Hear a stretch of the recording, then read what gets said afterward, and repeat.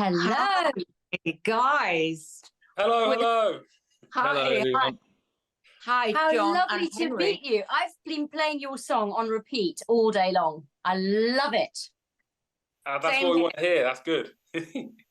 It's just happy music. It's happy, happy. It just immediately made me think of, oh, I don't know, those happy days in the 1970s when, but people, there's certain songs with the sort of 1920s feel about it, and that's what it made me feel like. It was just, bulrushes and floating around the river, down the river in a punt or something like it. Wonderful.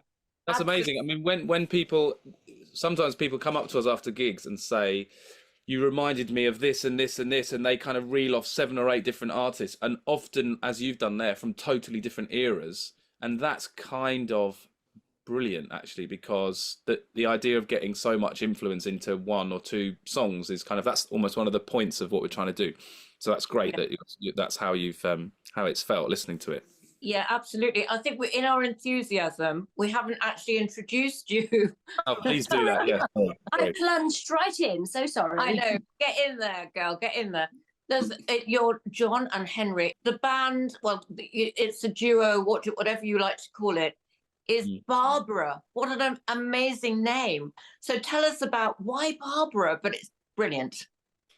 Well, we quite like making kind of vintage tinged, kind of retro sounding music, and we're also into kind of mid-century kind of British culture, I guess, the kind of aesthetic of it, certainly. And we wanted a name that we felt kind of encapsulated that.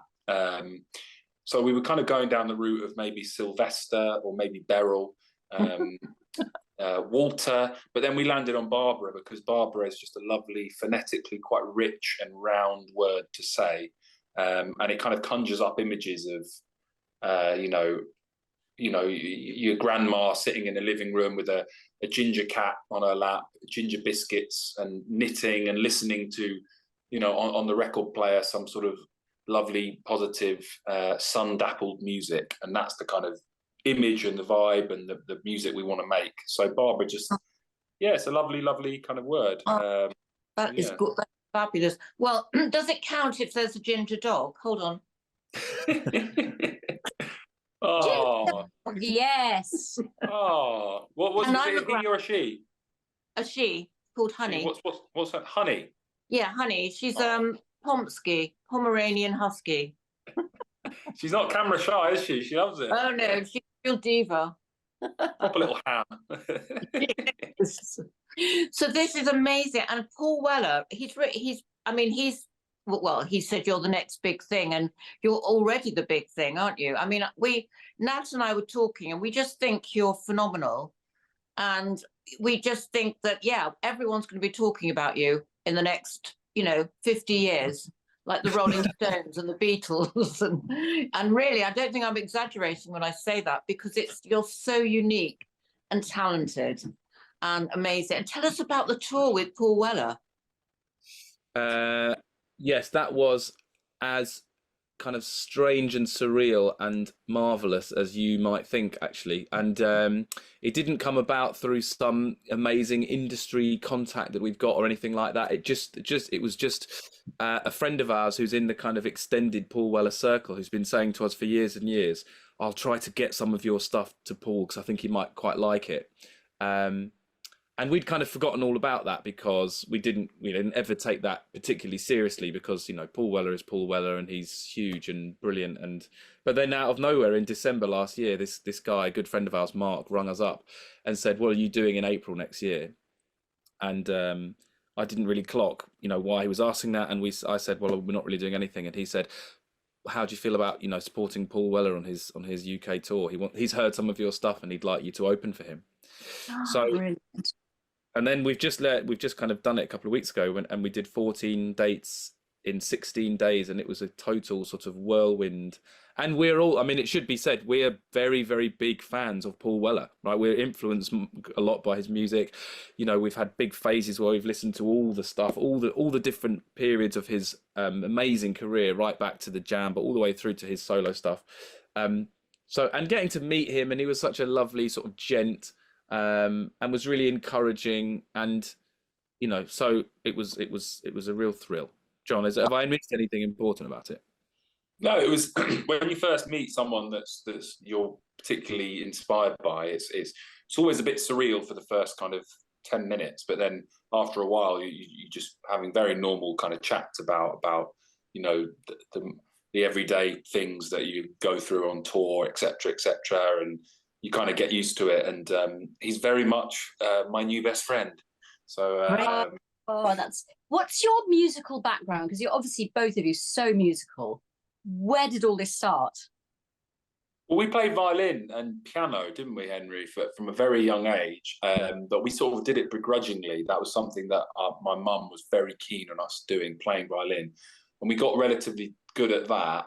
And then we kind of, I don't know, we kind of dropped it, because when you're not pressured, but when you get someone, you know, when your parents make you do something as a kid, sometimes you come to resent it, and you're a bit like, you know, but obviously something musical got in somehow and stayed with us. And then we started listening to a lot of basically vintagey kind of music, retro-y music, and we were particularly drawn to kind of singer-songwriters of the 70s.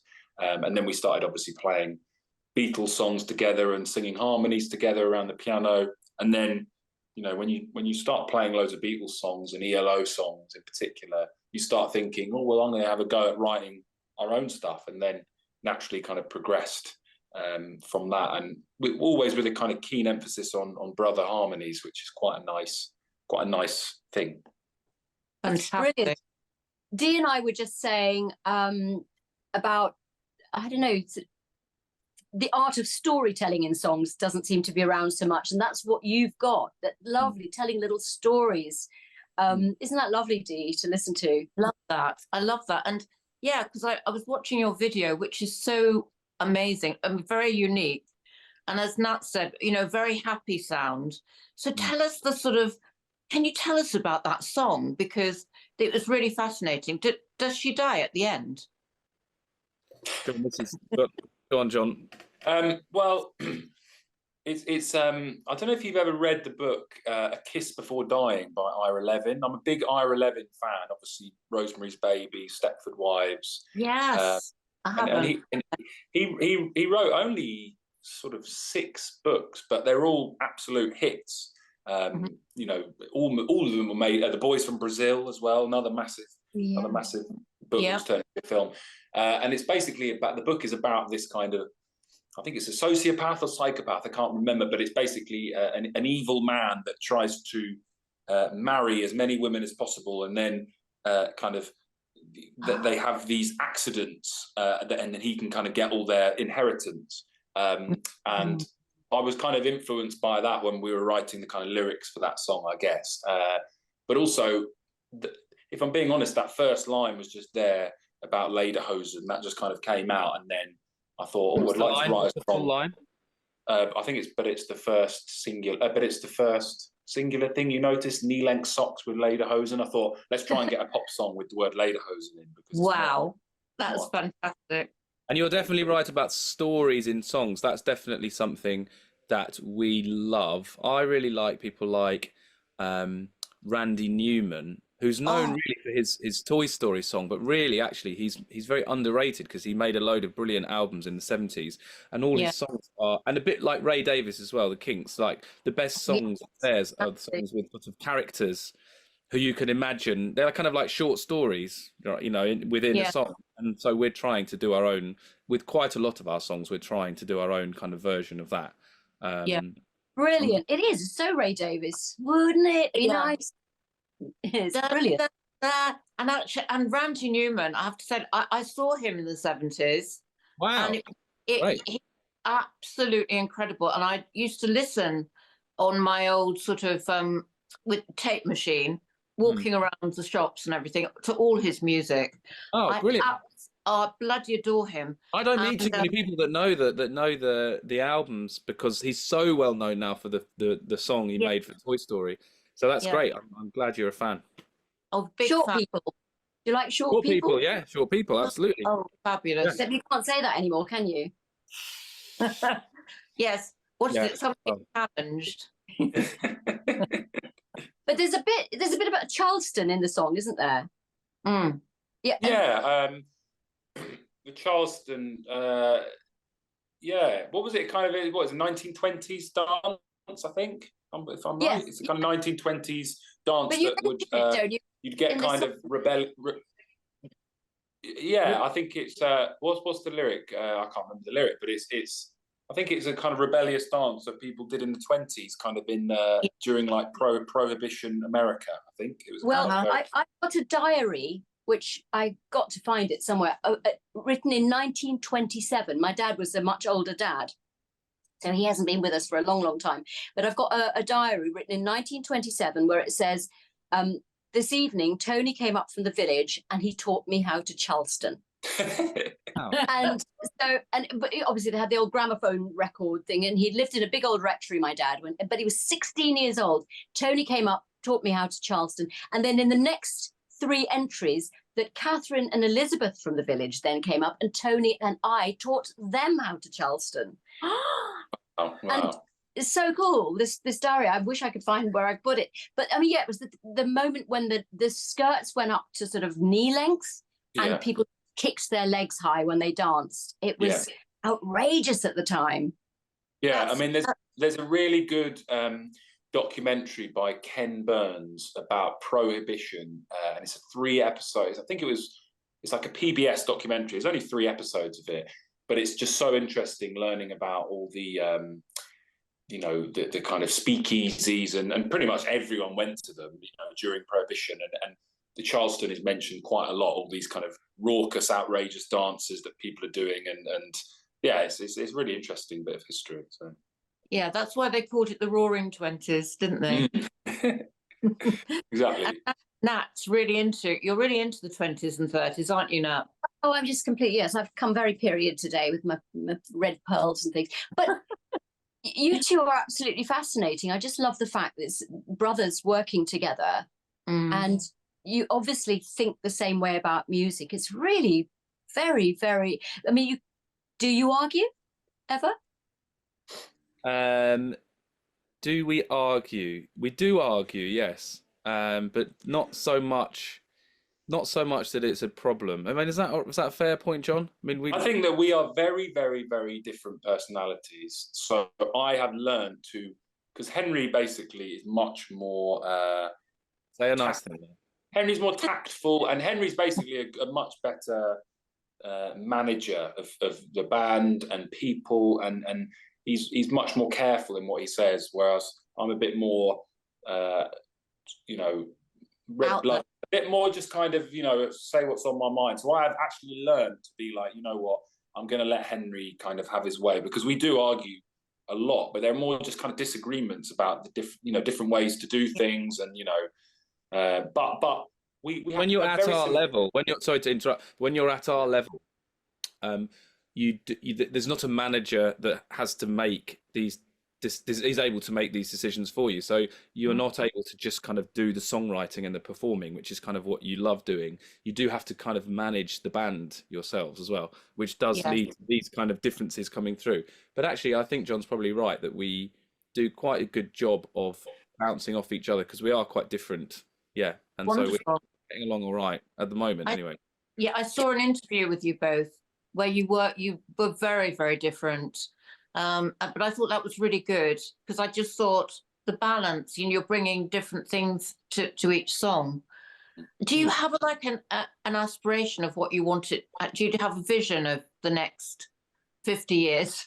Well, one of my favourite bands is the Divine Comedy, probably my favourite band, and we were lucky enough to we toured with them in 2022, and we were really in awe of the amazingly kind of cult but passionate cult fan base that Neil Hannon of the Divine Comedy has got, and we would absolutely love one day to be able to have a small but passionate legion of Barbarettes that we can do a couple of tours every year, put out an album every year, and have a kind of guaranteed little fan base, go around the country and continue to. And like John said, having done a couple of these support tours, and the most recent one being Paul Weller, you do get a sense being around those venues of what it's like to have really kind of achieved a kind of a really fantastic level in your musical career. So not only is it brilliant fun and great for the band, those experiences, but it's also quite inspiring because you do it and you think, God,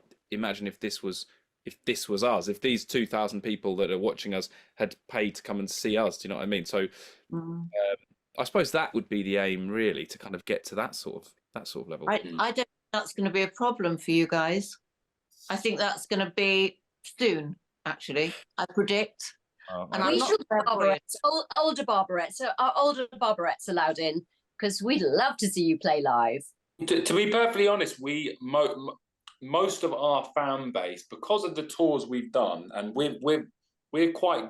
Who did we support last year, John? Good at picking up fans. John, who did we support last year? Haircut 100.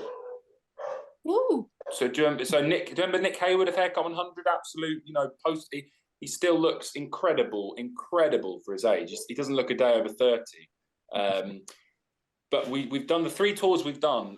We've done really well at kind of converting new Barbara fans. And off the back of those tours, we've done our own solo tour, and then we're doing a tour in November.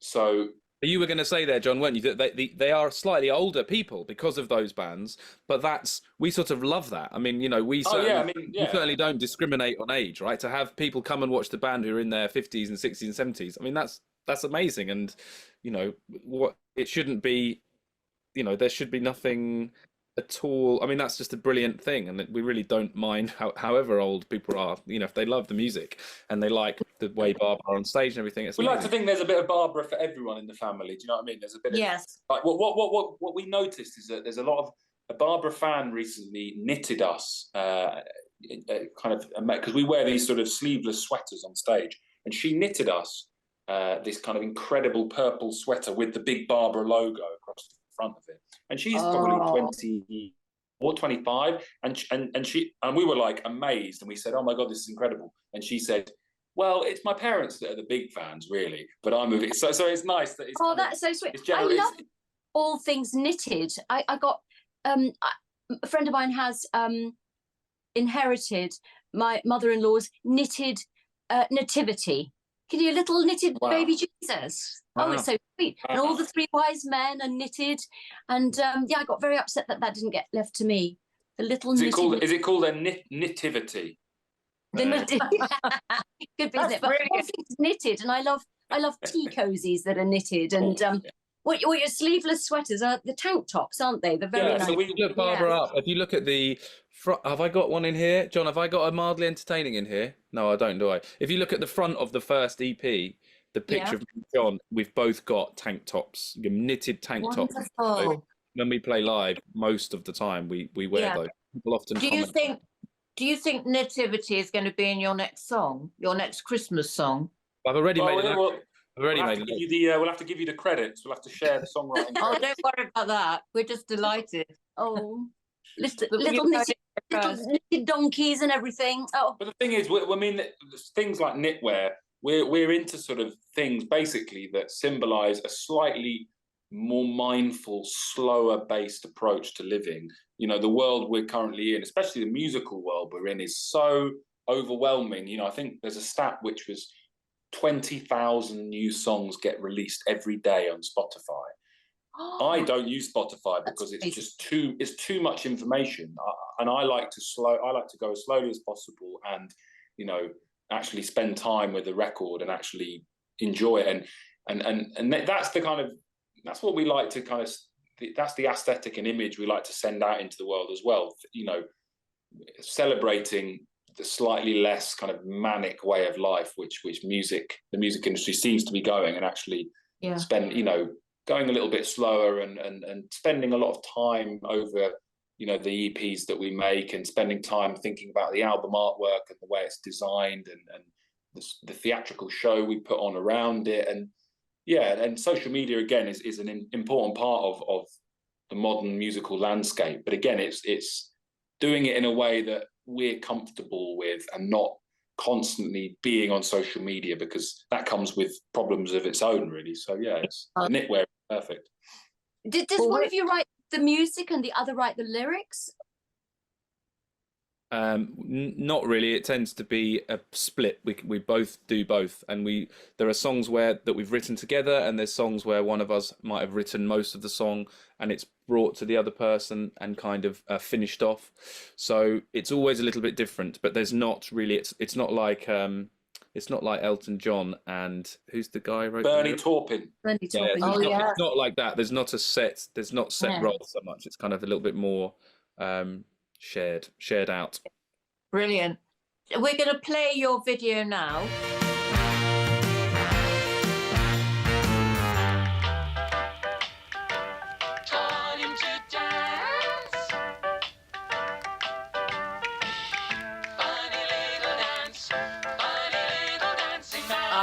Thank you so much for coming on the show. We absolutely love you. We'd like to come and see you.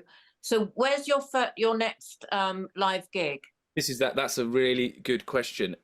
In November, there is a headline tour for Barbara. So if people look up Barbara the band Right. on Google, you will see, I think there's currently 8 or 9 shows, quite small venues, and the tickets are selling quite well, actually, which we've been really pleased with. So if people want to come and see the band, November, we're kind of going all the way around the country. So that would be when you can catch us. And there's and that tour is to celebrate a new EP we have coming out later this month, which is called Happy Days. So if people look Barbara up, you'll be able to find this new EP, and there's a CD version of it which people can buy if they want. So there's quite a bit going on. So yeah, but do come and watch the band. Thanks, guys, so much. Oh, thank you so much. It's been brilliant meeting you. Really has. Can't wait to see you live. It's been our pleasure. Thank you for chatting to us about. Thank you so much. Not at all. Our pleasure too. Take care. Bye. Yeah. Bye.